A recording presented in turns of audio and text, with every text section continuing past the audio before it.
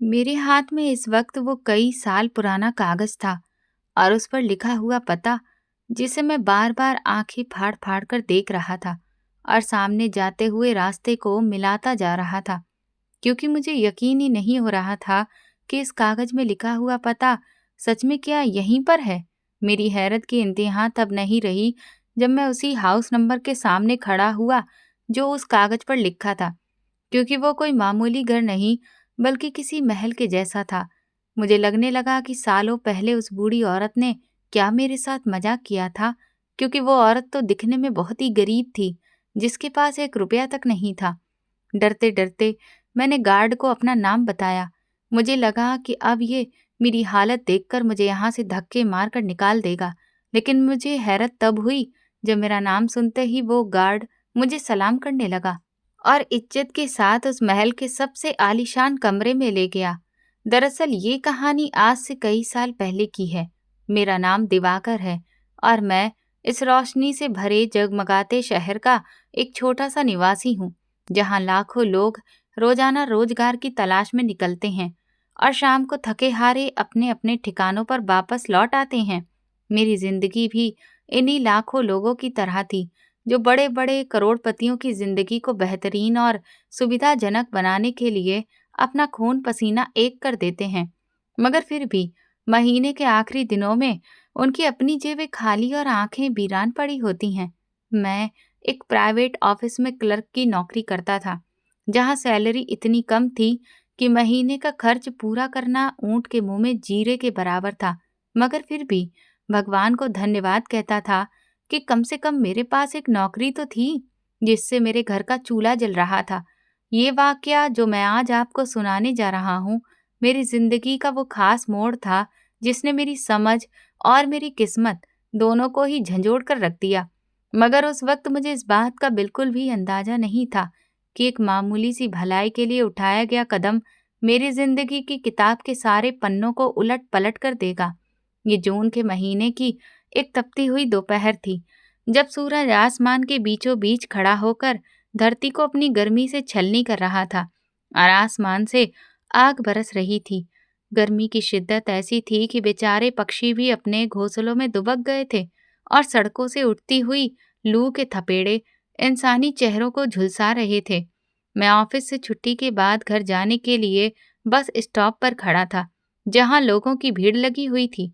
हर कोई पसीने में भीगा हुआ था और हर चेहरे पर थकावट और परेशानियां साफ साफ नजर आ रही थी।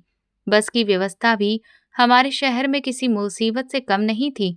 घंटों इंतजार करने के बाद ही कोई बस आती थी, और वो भी ऐसी कि जिसमें तिल भर पांव धरने की जगह ही नहीं होती थी। मगर मजबूरी इंसान को सब कुछ सहने पर मजबूर कर ही देती है। मैं भी इसी मजबूरी की वजह से वहां खड़ा था। मेरी जेब में गिनती के कुछ ही सिक्के और दो चार मुड़े हुए नोट थे, जो महीने के आखिरी दिनों की निशानी थे।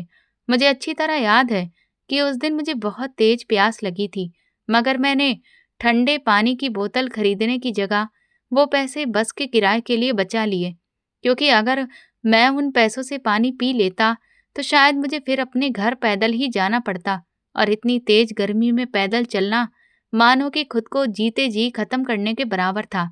इसी उलझन और इंतजार की घड़ी में आखिरकार एक पुरानी और खस्ता हाल बस हिचकोले खाती हुई धुएं के बादल उड़ाती हुई बस स्टॉप पर आकर रुकी। बस की हालत देखकर ही लग रहा था कि ये शायद अपनी आखिरी सांसें गिन रही है। उसके शीशे टूटे हुए थे और बॉडी पर जगह जगह स्क्रैच लगे हुए थे। जंग भी साफ दिखाई दे रही थी। बस के रुकते ही लोगों की भीड़ उस पर ऐसे टूट पड़ी जैसे कि कोई मुफ्त का माल फेंका गया हो। बस क्या रुकी कि धक्का मुक्की और गाली गलौज का तूफान खड़ा हो गया, और मैं भी इस तूफान का एक हिस्सा बन गया। किसी तरह धक्के खाते और लोगों को ढकेलते हुए मैं बस के अंदर दाखिल होने में कामयाब हो गया। बस के अंदर का माहौल बाहर की गर्मी से भी ज्यादा खौफनाक था। वहां हर तरह की बदबू फैली हुई थी, कहीं किसी मरीज की दवाइयों की, तो कहीं लोगों के पसीने की। इन सब ने मिलकर ऐसा माहौल बना रखा था कि उसके बीच सांस लेना भी मुश्किल हो रहा था। बस की हर सीट पर लगभग 3-3 लोग लदे बैठे थे, और खड़े होने वालों की गिनती तो बैठने वालों से भी ज्यादा थी। बड़ी मुश्किल से मैं पिछले दरवाजे के पास खड़ा हो पाया, जहां से थोड़ी सी हवा मिल रही थी। कुछ ही देर में बस चल पड़ी और हिचकोले खाती हुई अपनी मंजिल की तरफ बढ़ चली। मेरे आसपास खड़े लोग अपनी अपनी परेशानियों की बातें कर रहे थे। कोई महंगाई को कोस रहा था तो कोई सरकार को। बस का कंडक्टर एक बदतमीज और कड़क आवाज वाला आदमी था, जो लगातार लोगों पर चिल्ला रहा था कि आगे बढ़ो और किराया जल्दी निकालो। उसका लहजा इतना बेइज्जती भरा था कि मन करता था कोई तो उसे सही जवाब दे, मगर सब खामोश थे क्योंकि सब मजबूर थे। सफर इसी तरह चल रहा था कि अगले स्टॉप पर बस रुकी और कुछ और लोग चढ़ गए। उन्हीं लोगों में एक बूढ़ी औरत भी थी, जिसकी हालत देखकर पहली नजर में ही मेरे दिल को कुछ अजीब सा लगा। वो बहुत ही कमजोर और शरीफ सी बूढ़ी औरत थी। उनकी कमर झुकी हुई थी और चेहरे पर ना सिर्फ झुर्रियां बल्कि जमाने भर के दुखों की कहानी लिखी हुई थी। उन्होंने एक मैली कुचैली साड़ी पहन रखी थी, जिसके पल्लू को सिर से ओढ़ रखा था। उस साड़ी में भी कई जगह छोटे छोटे पैबंद लगे हुए थे। उनके हाथ बुरी तरह से कांप रहे थे और उनकी खाल इतनी ढीली थी कि जगह जगह से लटक रही थी। वो बड़ी मुश्किल से बस के पायदान पर चढ़ पा रही थी। साफ दिख रहा था कि पूरी कोशिश के बावजूद वो खुद को मजबूती से ऊपर नहीं ला पा रही थी। कंडक्टर ने यह सब देखा, लेकिन उसने मुंह बनाते हुए जोर से चिल्ला दिया, अरे अम्मा, जल्दी चलो, हमारे पास पूरा दिन नहीं पड़ा है। बूढ़ी औरत हाँफती हुई बस के अंदर आई और सहारे के लिए इधर उधर देखने लगी। भीड़ इतनी ज्यादा थी कि किसी ने उन्हें रास्ता देने की जहमत तक नहीं उठाई। वो धक्का मुक्की के बीच बार बार गिरते गिरते बच रही थी। मेरे दिल में एक अजीब सी हुक उठी। कैसी दुनिया है ये? कैसे लोग हैं जहां एक बूढ़ी माँ को खड़े होने की जगह तक नहीं मिलती? मैं तुरंत अपनी जगह से हिला, लोगों को हटाता हुआ उनके पास पहुंचा और उन्हें सहारा देकर बस की लोहे की रॉड पकड़ने में मदद की। उन्होंने अपनी धुंधली आंखों से मेरी तरफ देखा। उस नजर में शुक्रिया के साथ साथ एक गहरी उदासी भी थी। मैंने आसपास बैठे लोगों की तरफ देखा कि शायद कोई उठकर उन्हें अपनी सीट दे दे, मगर सबने नजरें फेर ली या जानबूझकर अपने फोन में उलझ गए। खास तौर पर आराम से पसर कर बैठे नौजवानों को देखकर मुझे बहुत गुस्सा आया, मगर मैं चुप रहा। बस फिर से चल पड़ी और उस बूढ़ी औरत का कमजोर शरीर बस के झटकों को बर्दाश्त नहीं कर पा रहा था। तभी कंडक्टर भीड़ चीरता हुआ आया और अपनी तीखी आवाज में बोला, अरे अम्मा, किराया निकालो, जल्दी करो। बूढ़ी औरत ने कांपते हाथों से अपनी साड़ी के कोने टटोलने शुरू किए। उनके चेहरे पर घबराहट साफ झलक रही थी। वो बार बार पल्लू के किनारे देखती रही, मगर वहां पर कुछ भी नहीं था। बस में अचानक से सन्नाटा छा गया और सबकी नजरें अब उस बूढ़ी औरत पर टिक गईं। कंडक्टर ने बेसब्री से कहा, अरे अम्मा, क्या ड्रामा कर रही हो? अगर पैसे नहीं हैं तो फिर तुम बस में चढ़ी ही क्यों थी? तुमने क्या इसे मुफ्त की सवारी समझ रखा है? पता नहीं कहाँ कहाँ से चले आते हैं टाइम खराब करने के लिए। ये सुनते ही बूढ़ी औरत की आंखों में आंसू आ गए। उन्होंने कांपती हुई आवाज में कहा, बेटा, मेरे पास पैसे थे, लेकिन पता नहीं कहाँ गिर गए।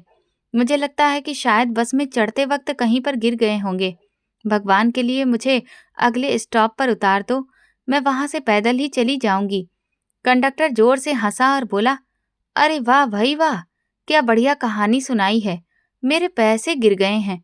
तुम जैसे भिखारी लोगों का रोज का यही बहाना है, बस में मुफ्त का सफर करने के लिए। पहले चढ़ जाते हो और बाद में नौटंकी शुरू कर देते हो। चलो चुपचाप किराए के पैसे निकालो, वरना अभी चलती बस से ही उतार दूंगा। ये सुनते ही बूढ़ी औरत ने अपने दोनों हाथ कंडक्टर के सामने जोड़ दिए और गिड़गिड़ाने लगी, बेटा, मैं सच बोल रही हूँ, झूठ नहीं। मैं कोई भिखारी नहीं हूँ। मैं तो अपनी बेटी के घर पर जा रही थी। रास्ते में मेरी तबीयत खराब हो गई। मुझे माफ कर दो बेटा। मगर ये सब सुनने के बाद भी कंडक्टर का दिल जरा से अभी नहीं पसीजा। वो बूढ़ी औरत की बेइज्जती करता ही रहा। बस में मौजूद यात्रियों ने भी इस तमाशे का मजा लेना शुरू कर दिया। मेरे पास खड़े दो आदमी आपस में हंसकर कहने लगे, देखो, आजकल भिखारियों के नए नए तरीके हो गए हैं। कभी कभी तो सूट पहनकर भी भीख मांगते हैं। ये बुढ़िया भी कोई ऐसी ही मुजरिम टाइप की लगती है। एक और शख्स ने ताना कसते हुए कहा, अरे कंडक्टर साहब, जाने दो, क्यों मुंह लगाते हो ऐसे लोगों को?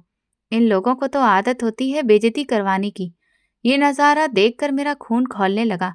मुझे अपनी आंखों और कानों पर भरोसा नहीं हो रहा था कि हम कितने बेरहम और जालिम हो चुके हैं। एक बूढ़ी औरत जो हमारी माँ की उम्र की है, हम उसकी मजबूरी का मजाक उड़ा रहे थे। इस भरी हुई बस में एक भी इंसान ऐसा नहीं था जो उसके पक्ष में दो शब्द बोल दे। बूढ़ी औरत की आंखों से टपकते आंसू मेरे सीने पर आग बरसा रहे थे। वो शर्मिंदगी से जमीन में गड़ी जा रही थी और कंडक्टर लगातार उन पर तीखे शब्द फेंक रहा था। अगर किराया नहीं था तो घर पर बैठी रहती। यहाँ वक्त बर्बाद क्यों कर रही हो? अगर पैसे नहीं निकाले तो पुलिस के हवाले कर दूंगा। ये सुनते ही मेरे दिल ने फैसला कर लिया। मैंने तुरंत अपनी जेब में हाथ डाला और बचा हुआ आखिरी नोट और सिक्के निकाल लिए, जिन्हें मैंने बड़ी मुश्किल से इस महीने बचाया था। मैं जानता था कि अगर ये पैसे भी दे दिए तो रात के खाने के लिए मेरे पास कुछ नहीं बचेगा और शायद कल ऑफिस जाने के लिए मुझे किसी से उधार भी मांगना पड़ेगा। मगर उस वक्त उस बूढ़ी औरत की इज्जत और उसके आंसुओं की कीमत इन सिक्कों से कहीं ज्यादा थी। मैंने पैसे अपनी मुट्ठी में पकड़े और आगे बढ़कर कंडक्टर के कंधे पर हाथ रखा। कंडक्टर ने मुड़कर गुस्से से मेरी तरफ देखा। मैंने पैसे उसकी हथेली पर रख दिए और कड़क आवाज में कहा, ये लो इनके पैसे और अब अपनी जुबान बंद रखो। खबरदार जो अब एक शब्द भी बोला। ये सुनकर कंडक्टर एक पल के लिए हक्का बक्का रह गया और बस में मौजूद बाकी मुसाफिरों की हंसी भी रुक गई।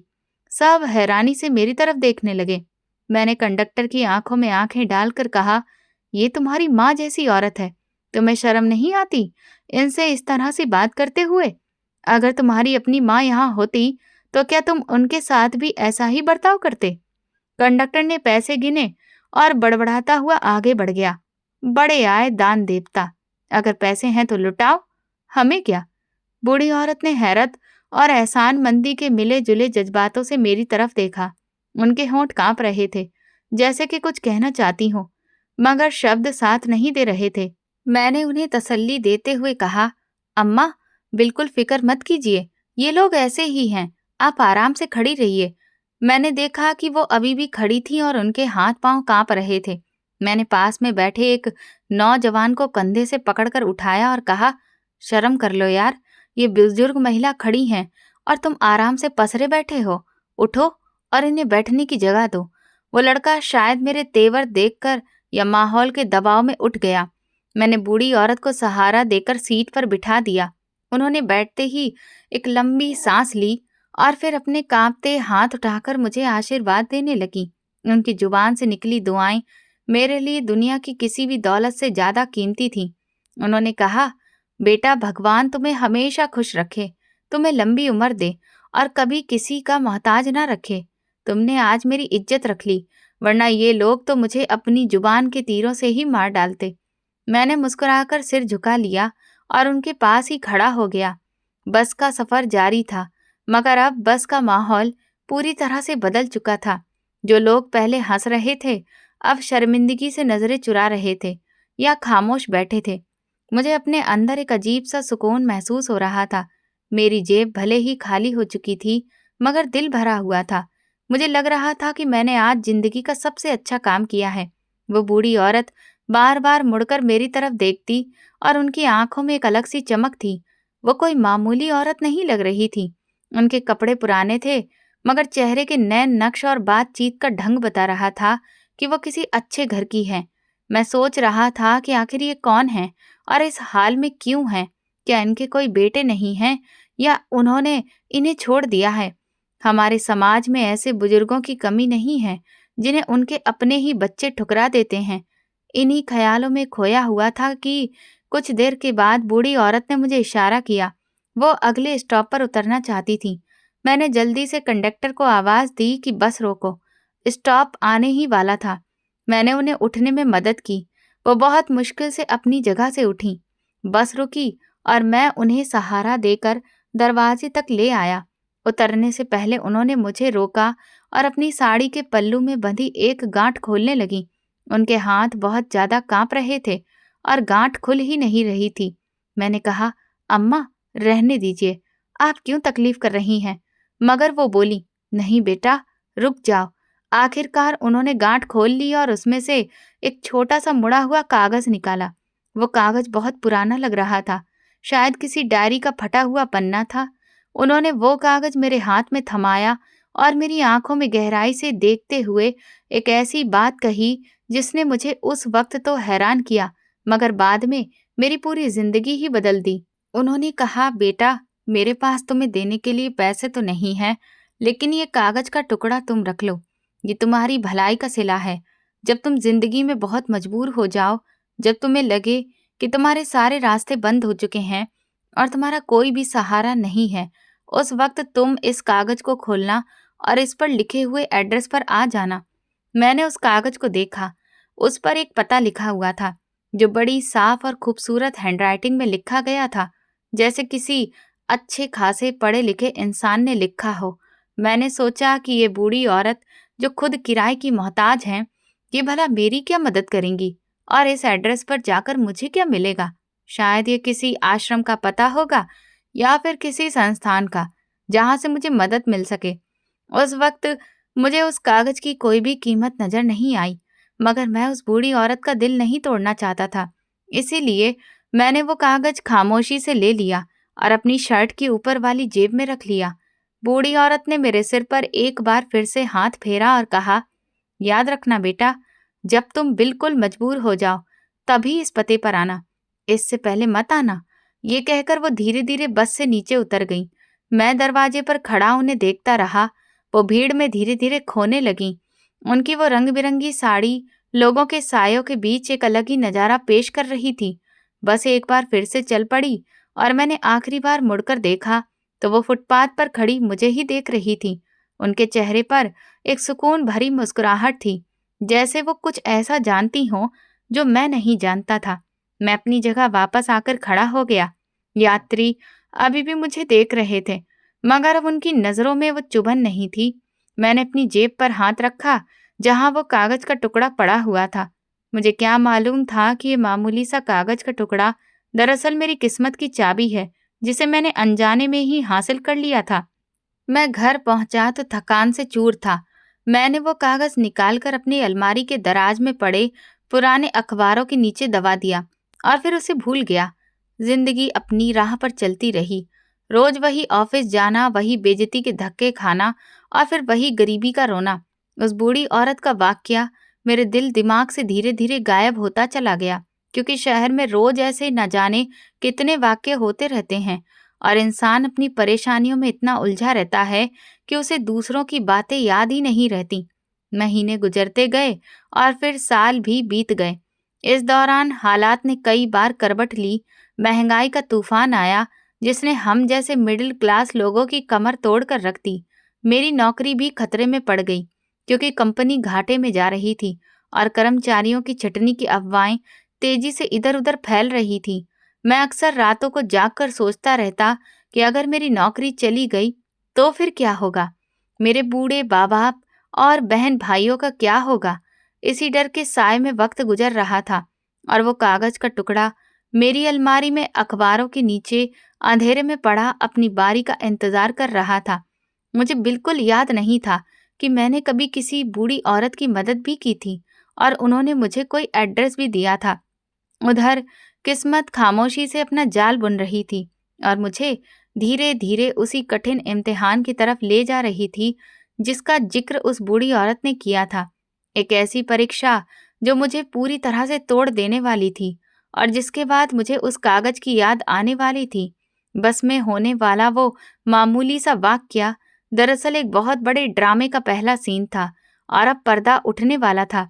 मेरी जिंदगी के सबसे मुश्किल दौर से, जिसने मुझे उस मुकाम तक पहुंचा दिया जहां वो बूढ़ी औरत मेरा इंतजार कर रही थी।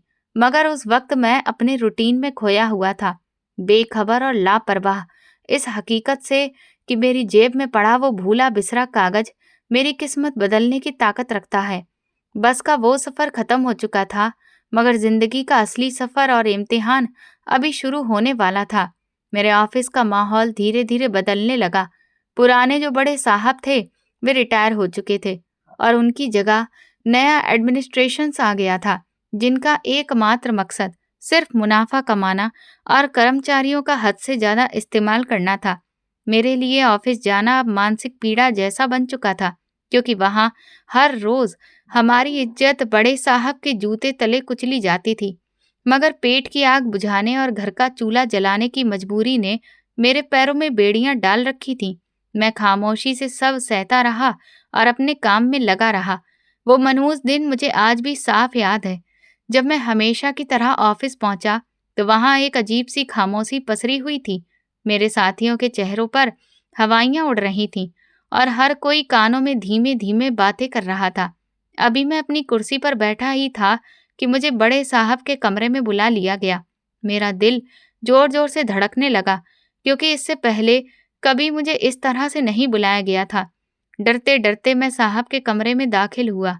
उन्होंने मेरी तरफ देखे बिना ही एक सफेद रंग का लिफाफा मेरी तरफ बढ़ा दिया और सपाट लहजे में कहा, दिवाकर, कंपनी घाटे में जा रही है और हम और ज्यादा कर्मचारी नहीं रख सकते, इसलिए आपको नौकरी से हटाया जा रहा है। ये आपका निकाले जाने का नोटिस है और ये आपकी 1 महीने की सैलरी। कल से आपको आने की जरूरत नहीं है। ये सुनते ही मेरे पैरों तले से जमीन निकल गई। कानों में जैसे किसी ने गर्म शीशा उड़ेल दिया हो।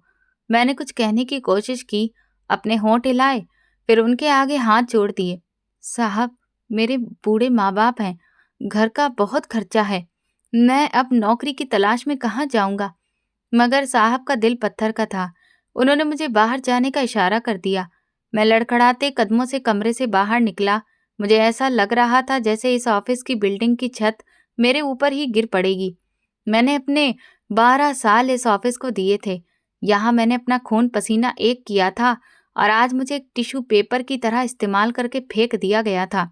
मैं अपना सामान समेटकर ऑफिस से निकला तो दोपहर की धूप बहुत तेज थी, मगर मुझे अपने अंदर गहरा अंधेरा महसूस हो रहा था। मैं सड़क किनारे फुटपाथ पर बैठ गया और घंटों खाली नजरों से आते जाते ट्रैफिक को देखता रहा। मेरे अंदर घर जाने की हिम्मत नहीं हो रही थी।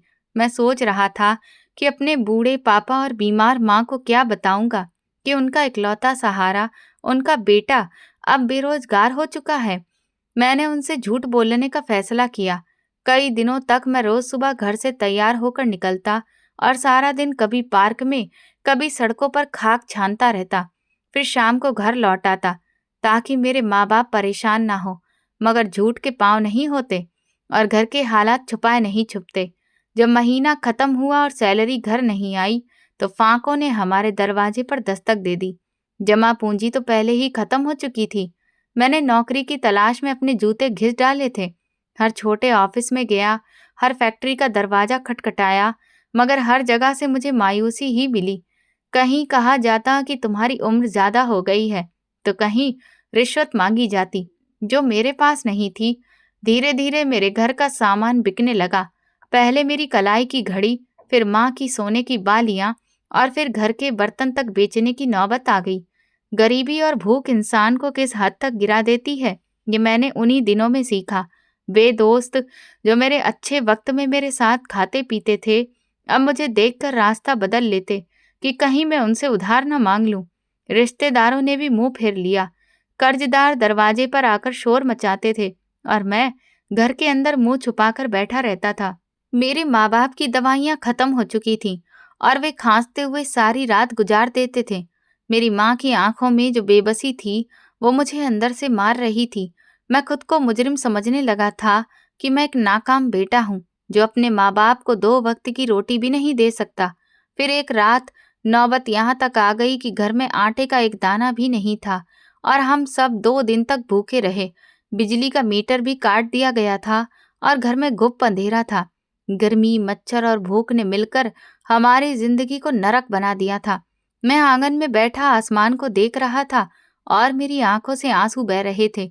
मैंने दिल ही दिल में भगवान से शिकायत की, हे भगवान, ये कैसी परीक्षा है? मैंने तो कभी किसी का बुरा नहीं चाहा, फिर मेरे साथ ये सब क्यों हो रहा है? मुझे धीरे धीरे डिप्रेशन सा होने लगा और जी चाहने लगा कि मैं इस दुनिया को छोड़कर हमेशा के लिए अपनी आंखें बंद कर लूं। मैंने सोचा कि बेइज्जती की नींद से बेहतर यही है कि मैं हमेशा की नींद सो जाऊं, ताकि रोज रोज का ये तमाशा ही खत्म हो जाए। इसी मायूसी की हालत में मैं अपने कमरे में गया और अंधेरे में अपनी अलमारी को टटोलने लगा। मेरा इरादा था कि शायद वहां कोई पुरानी चीज मिल जाए जिसे बेचकर सुबह के नाश्ते का इंतजाम हो सके। मैंने अलमारी में रखा सामान उलट पलट दिया तो अचानक मेरा हाथ अखबारों के नीचे रखी खाली जगह पर पड़ा। न जाने क्यों मैंने गुस्से में वह अखबार खींचकर बाहर फेंक दिया। उसी में से एक छोटा सा मुड़ा हुआ कागज का टुकड़ा फिसलकर मेरे पैरों के पास गिर गया। मैंने बड़े बेमन से उसे उठाया और मोमबत्ती की धीमी रोशनी में देखने लगा। वो कागज बहुत पुराना और पीला पड़ चुका था। जैसे ही मैंने उसे खोला, मेरी नजर उस पर लिखे हुए पते पर पड़ी और मेरे दिमाग में जैसे धमाका हो गया। मुझे तुरंत वो बस का सफर याद आ गया। वो गर्म दोपहर, वो कंडक्टर की बदतमीजी और वो बूढ़ी औरत जिनकी मैंने मदद की थी। मुझे उनके वे शब्द याद आ गए, जब तुम बहुत ज्यादा मजबूर हो जाओ, जब तुम्हें लगे कि सारे रास्ते बंद हो चुके हों, तभी इस कागज को खोलना। मैंने एक कड़वी हंसी के साथ सोचा कि एक गरीब बूढ़ी औरत भला मेरी क्या मदद करेगी। वो तो खुद बस के किराए की मोहताज थी। वो मुझे क्या दे सकती है? ये यकीनन किसी आश्रम का एड्रेस होगा जहां गरीबों को खाना खिलाया जाता होगा, या फिर कोई ऐसा संस्थान होगा। मैंने इस पहले सोचा कि इसे फेंक दूं, मगर पेट में उठती भूख की मरोड़ और माँ की खांसी की आवाज ने मेरा हाथ रोक लिया। डूबते को तिनके का सहारा भी बहुत होता है। उस वक्त जिस हालत में मैं था, वहां किसी भी उम्मीद को ठुकराने की हिम्मत मुझ में नहीं थी। मैंने सोचा, वैसे भी तो मैं दर दर की ठोकरें ही खा रहा हूँ। एक बार वहां जाकर देखने से क्या ही बिगड़ जाएगा। शायद वहां से कोई उम्मीद, कोई राशन मिल जाए, या फिर कोई छोटी मोटी नौकरी ही मिल जाए। पूरी रात मेरी आंखों में कट गई और सुबह होते ही मैंने फैसला कर लिया कि मैं इस एड्रेस पर जरूर जाऊंगा। मेरे पास किराए के पैसे नहीं थे, इसलिए मैंने पैदल ही जाने का निश्चय किया। मैंने इधर उधर पूछताछ करके उस एड्रेस के बारे में जानकारी जुटाई। वो पता शहर के दूसरे कोने का था, जो मेरे घर से कोसों दूर था। वो इलाका अमीरों का था, जहां आलीशान और साफ सुथरी सड़कें थीं और जहां गरीबी का पहुंचना भी मना था। मैंने अपने पुराने जूते पहने, जो कई जगह से फट चुके थे, और शर्ट पर लगे दाग को साफ करने की नाकाम कोशिश की, ताकि मैं किसी भिखारी के जैसा ना लगूं। भूख से निडाल होने के बावजूद मैं घर से निकल पड़ा। रास्ता बहुत लंबा और कठिन था। सूरज ने भी अपना सफर शुरू कर दिया था, तो गर्मी की तपिश बढ़ने लगी। मैं सड़क के किनारे चलता रहा। बड़ी बड़ी गाड़ियां मेरे पास से गुजर रही थीं, जिनमें बैठे लोग एसी की ठंडक महसूस कर रहे थे, और इधर मैं पसीने में भीगा हुआ अपने नसीब को कोस रहा था। कई घंटों के सफर के बाद मेरे पैरों में छाले पड़ गए और गला कांटों से चुभने लगा था, मगर मैं रुका नहीं, क्योंकि मेरे पास रुकने का कोई ऑप्शन ही नहीं था। मेरी आंखों के सामने मेरे माँ बाप के भूखे चेहरे थे, जो मुझे बार बार और थोड़ी दूर चलने के लिए मजबूर कर रहे थे। दोपहर ढलने लगी थी। मैं शहर के उस पार वाले इलाके में दाखिल हो गया था, जहाँ का पूरा माहौल ही अलग था। यहाँ कोई शोर नहीं था, यहाँ धूल भी नहीं थी, और यहाँ के लोग भी बिल्कुल अलग थे। बड़ी बड़ी कोठियां और बंगले बने थे, जिनके शानदार गेट पर वर्दी पहने हुए गार्ड खड़े थे। सड़कें बिल्कुल खामोश और शांत थीं, जिनके दोनों तरफ हरे भरे पेड़ झूम रहे थे। यहाँ आकर अपनी गरीबी का एहसास मुझे और ज्यादा तेजी से होने लगा। मैं खुद को एक अजनबी और नापसंद इंसान महसूस कर रहा था, जिसका इस स्वर्ग जैसी जगह में कोई भी काम नहीं था। मैं बार बार जेब से वो एड्रेस निकाल कर देखता और फिर यहाँ वहाँ लिखे हुए नामों को पढ़ता। मैं हैरान हो रहा था कि उस बूढ़ी औरत ने मुझे यहाँ का एड्रेस क्यों दिया। क्या वो यहाँ किसी कोठी में काम करती थी?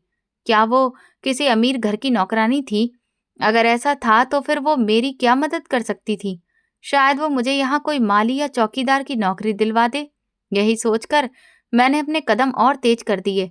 आखिरकार इधर उधर घूमते घूमते मैं उसी गली में पहुंच गया जो कागज पर लिखी हुई थी।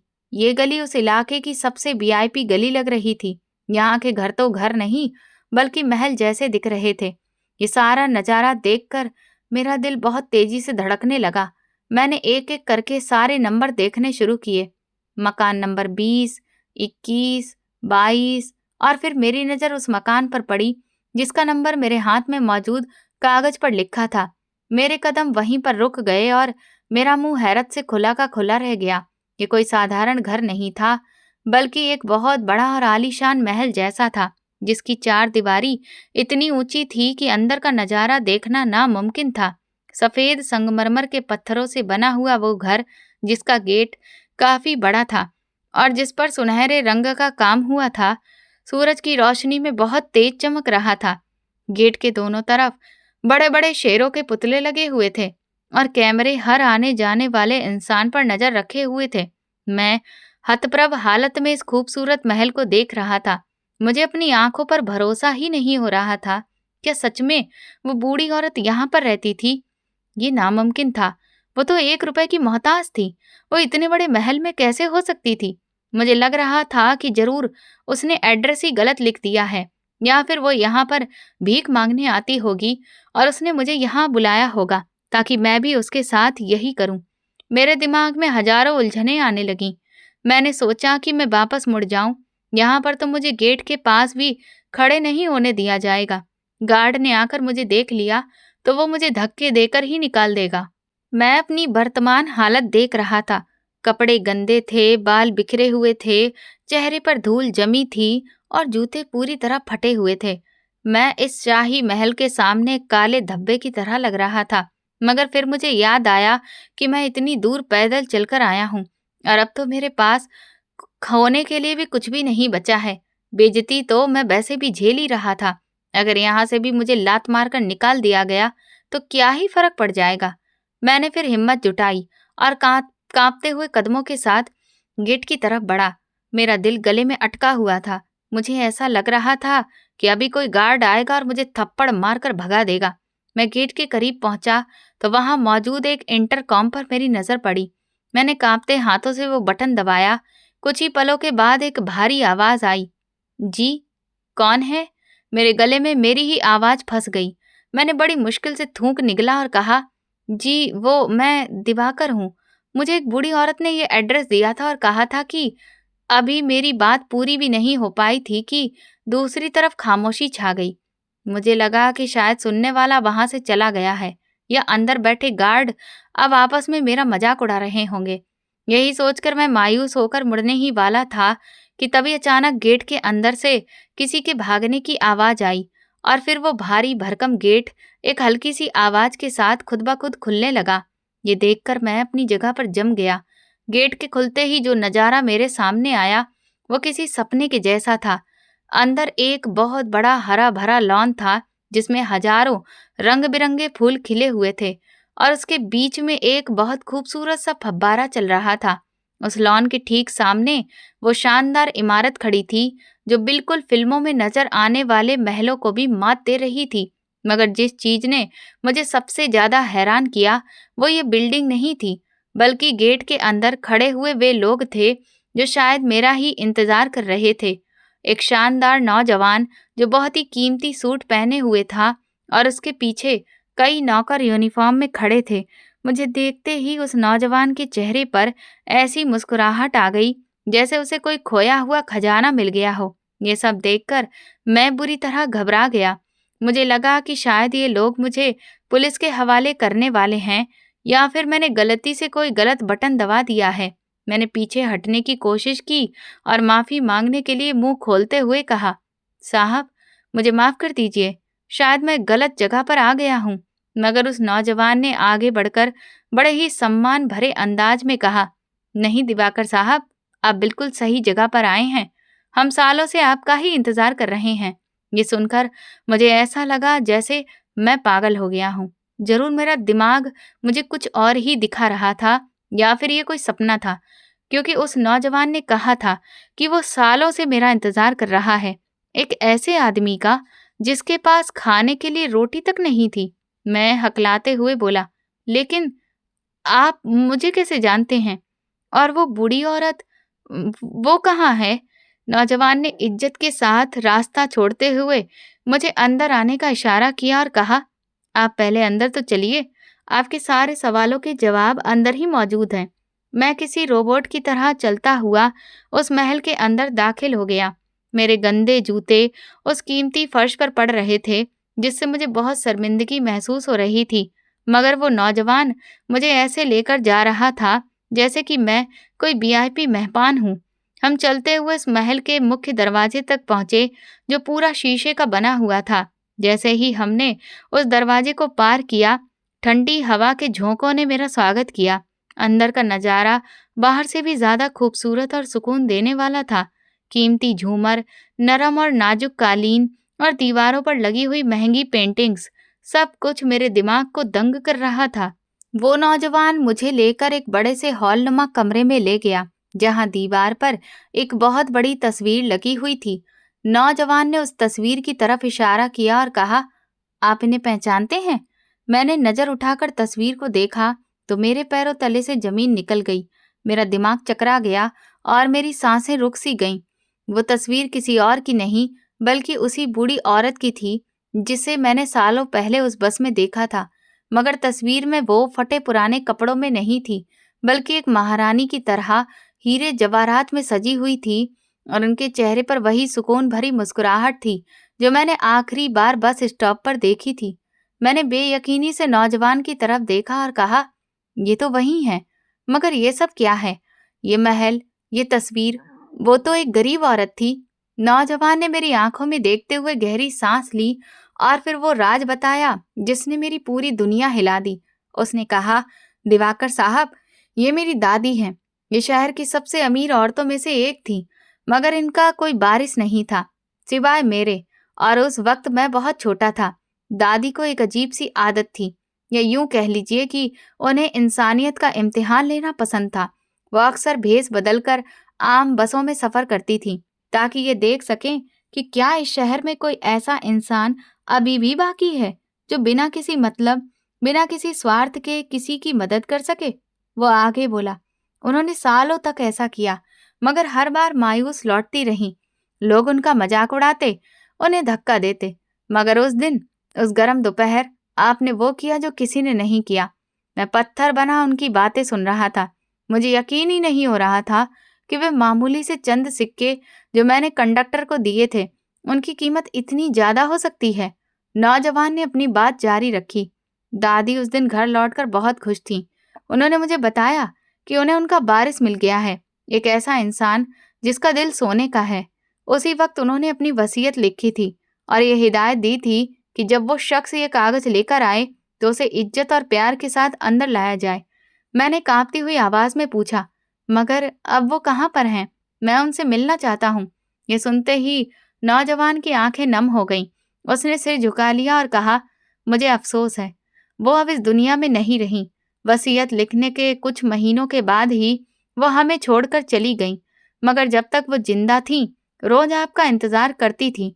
वो कहती थी कि एक दिन वो जरूर आएगा जब दुनिया उसे ठुकरा देगी, और तब वो मेरे पास आएगा। और आज उनकी बात सच साबित हो गई। ये सुनकर मुझे ऐसा लगा जैसे मेरे अंदर कुछ टूट गया हो। वो औरत जिसने मेरे लिए इतना बड़ा रास्ता तैयार किया था, वो अब इस दुनिया में नहीं थी। नौजवान ने एक फाइल मेरी तरफ बढ़ाई और कहा, ये दादी की वसीयत है दिवाकर साहब। उन्होंने अपनी जायदाद का एक बहुत बड़ा हिस्सा और अपनी फैक्ट्रियों की देख-रेख आपके नाम पर कर दी है। वो चाहती थीं कि उनकी दौलत किसी ऐसे इंसान के हाथों में जाए जो दुख और तकलीफ को समझता हो, जो गरीब की मजबूरी का मजाक ना उड़ाए, बल्कि उसकी मदद करे। मेरे कांपते हाथों से वो फाइल गिरते गिरते बची। मेरे आंसू उस फाइल पर गिर रहे थे। मैं सोच रहा था कि भगवान की लीला भी कितनी अजीब होती है। वो किस तरह से रास्ते बनाता है। मैं घर से भीख मांगने निकला था और यहाँ मुझे राजपाट मिल रहा था। वो बूढ़ी औरत जिसका उस वक्त लोग मजाक उड़ाते थे, दरअसल एक फरिश्ता थी जो मेरी किस्मत बदलने आई थी। मैं वहीं घुटनों के बल बैठ गया और फूट फूट कर रोने लगा। ये आंसू खुशी के भी थे और उस पछतावे के भी थे कि मैंने उस कागज को इतने सालों तक रद्दी समझकर क्यों रखा। मगर शायद भगवान की मर्जी यही थी कि मैं पहले ठोकर खाऊं, भूखा रहूं, प्यासा रहूं, ताकि जब मुझे ये सब कुछ मिले तो मैं इसकी कदर कर सकूं। वो महल, वो दौलत, वो इज्जत, सब मेरे कदमों में थे, मगर मेरी नजरें दीवार पर लगी उस तस्वीर पर जमी हुई थीं, जहां वो बूढ़ी माँ मुस्कुरा रही थी, जैसे कि कह रही हो, देखा, मैंने कहा था ना, जब तुम मजबूर हो जाओगे तो ये कागज ही तुम्हारे काम आएगा। मैं उसी कालीन पर बैठा रो रहा था और वो नौजवान पास खड़ा मुझे दिलासा दे रहा था। मेरे आंसू रुकने का नाम नहीं ले रहे थे, क्योंकि ये सिर्फ खुशी नहीं थी, बल्कि उस तकदीर के अतीत का बोझ था जिसे मैंने और मेरे परिवार ने झेला था। उस नौजवान का नाम पुष्कर था। उसने मुझे पानी पिलाया और ढांढस बंधाया। उसने बताया कि दादी माँ ने अपनी वसीयत में लिखा था कि उनकी जायदाद का 40% हिस्सा भलाई के कामों के लिए रिजर्व रखा जाए और इस हिस्से की निगरानी और मालिकाना हक उसी इंसान को दिया जाए जो ये पर्ची लेकर आए, क्योंकि दादी का मानना था कि जो इंसान अपनी जेब खाली होने के बावजूद अनजान लोगों की मदद कर सकता है, वो कभी इस दौलत में हेरा फेरी नहीं करेगा। पुष्कर ने मुझे बताया कि दादी ने मेरे लिए एक अलग घर और अच्छी खासी रकम भी छोड़ी थी, ताकि मैं अपनी जिंदगी की बुनियादी जरूरतें पूरी कर सकूं और पूरी क्षमता व ईमानदारी के साथ उनके इस मिशन को आगे बढ़ा सकूं। ये सब सुनकर मुझे लग रहा था जैसे मैं किसी जादुई दुनिया में आ गया हूं, जहां पलक झपकते ही भिखारी राजा बन जाते हैं। पुष्कर ने उसी वक्त अपने अकाउंटेंट को बुलाया और मुझे तुरंत मेरी जरूरत के हिसाब से एक भारी रकम दी और कहा, दिवाकर साहब, यह आपकी अमानत है, आप इसे रखिए और घर जाइए। आपके माँ बाप आपका इंतजार कर रहे होंगे। मैंने कांपते हाथों से वो रकम थामी, जो शायद मेरी पिछले 10 सालों की सैलरी से भी ज्यादा थी। मुझे अपने माँ बाप का ख्याल आ गया, जो घर में भूखे प्यासे मेरा इंतजार कर रहे थे। मैंने पुष्कर से इजाजत मांगी तो उसने अपनी पर्सनल गाड़ी और ड्राइवर मेरे साथ भेज दिया, ताकि वो मुझे इज्जत के साथ घर छोड़कर आए। जब मैं उस आलीशान महल से बाहर निकला तो मेरी चाल अब वैसी नहीं थी जैसी अंदर आते वक्त थी। अब मेरे कंधों पर मायूसी का बोझ नहीं, बल्कि एक बहुत बड़ी जिम्मेदारी और एहसान का बोझ था। मैं गाड़ी में बैठा तो उसकी नरम सीट मुझे कांटों की तरह चुभ रही थी, क्योंकि मुझे याद आ रहा था कि मेरे घर में मेरे माँ बाप किस हालत में मेरा इंतजार कर रहे हैं।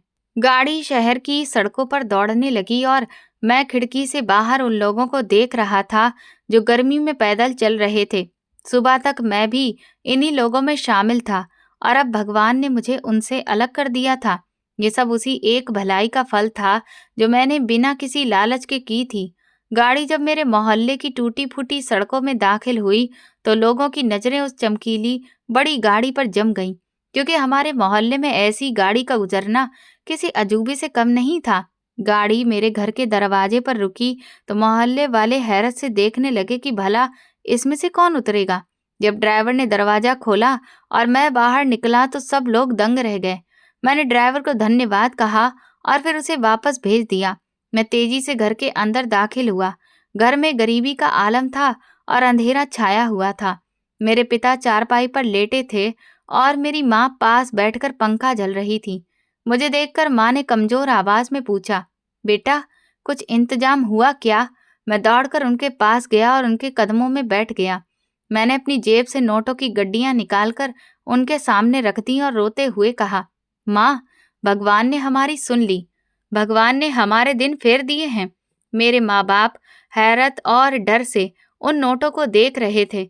माँ ने घबराकर पूछा, बेटा, इतने सारे पैसे कहाँ से आए? तुमने कहीं कोई गलत काम तो नहीं किया? किसी का हक तो नहीं मारा? मैंने उनके हाथ पकड़ लिया और फिर उन्हें पूरी दास्तान सुनाई कि किस तरह से बस का वो सफर था और कैसे वो बूढ़ी औरत हमारी इस मुश्किल घड़ी का सहारा बन गई। ये सुनकर मेरे माँ बाप हाथ जोड़कर भगवान को धन्यवाद कहने लगे। घर में कई दिनों से चूल्हा ठंडा पड़ा था। आज वो चूल्हा जल उठा। मैं तुरंत बाजार गया और राशन, दवाइयाँ और फल लेकर आया। उस रात हमने पेट भरकर खाना खाया और सुकून की नींद सोए। अगले ही दिन पुष्कर ने पुरानी कानूनी कार्रवाई पूरी करवाई और मुझे दादी के भलाई के काम करने वाले संस्थान का हेड बना दिया गया। मुझे रहने के लिए वो आलीशान महलनुमा घर मिल गया और मैं अपने माँ बाप को लेकर वहाँ शिफ्ट हो गया। लेकिन मैंने ये फैसला किया कि मैं कभी भी अपनी औकात नहीं भूलूंगा।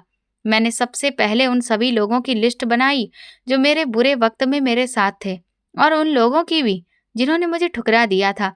मैंने सबकी मदद की, यहाँ तक कि उन रिश्तेदारों की भी जिन्होंने मुझसे मुंह मोड़ लिया था, क्योंकि दादी ने मुझे सिखाया था कि बुराई का बदला अच्छाई से देना ही असली इंसानियत है। मैं उस बस स्टॉप पर गया और उस कंडक्टर को ढूंढा जिसने दादी की बेइज्जती की थी। वह आज भी वही था और उसी हालत में था। मैंने उसे अपनी पहचान याद दिलाई तो वो शर्मिंदा हो गया। मैंने उसे भी नौकरी दी ताकि वो समझ सके कि इज्जत करने से ही इज्जत मिलती है। मैंने दादी की वसीयत के मुताबिक गरीबों के लिए लंगर शुरू करवाया, अस्पताल बनवाए और विधवाओं की मदद के लिए फंड का इंतजाम किया। मैं खुद रोज वहां जाता और अपने हाथों से लोगों को खाना खिलाता। पुष्कर भी मेरे साथ काम करता था और वो मुझे दादी की कहानियां सुनाता कि किस तरह वो भेष बदलकर लोगों के व्यवहार पर नजर रखती थी। वक्त गुजरता गया और मैं शहर का एक जाना पहचाना शख्स बन गया। लोग मेरी इज्जत करते थे, मगर मेरे दिल में आज भी वही दिवाकर जिंदा था जो बसों में धक्के खाता था। मैं अक्सर अपनी कोठी के गार्डन में अकेला बैठता और उस पुराने मुड़े हुए कागज के टुकड़े को देखता जिसे मैंने फ्रेम करवाकर अपने कमरे में लगा रखा था। वो कागज मुझे याद दिलाता था कि इंसान की असली कमाई दौलत नहीं, बल्कि वो दुआ है जो किसी मजबूर इंसान के दिल से निकलती है।